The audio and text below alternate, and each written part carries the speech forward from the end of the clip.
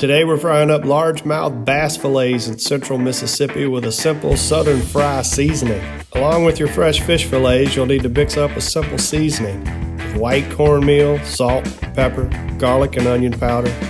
You can even add a bit of cayenne or chipotle if you want to kick it up a notch. Heat peanut oil until it reaches 350 degrees. If it's a little over, that's okay. The temperature will drop once you add the fish fillets.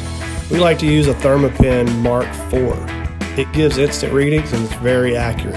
What you want to do is roll your fish fillets in your southern fry seasoning until they are well coated.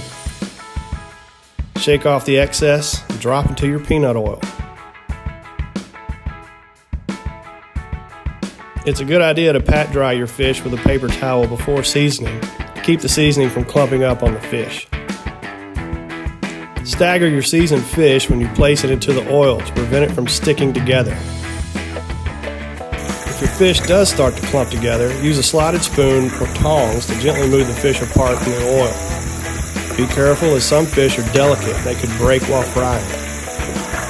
After 2 to 4 minutes of frying, or an internal temperature of 145 degrees, you'll see the fish turn a nice golden brown.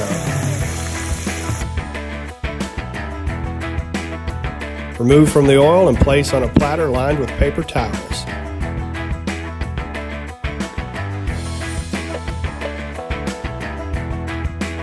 Season with sea salt and enjoy southern fried fish. Easy, right?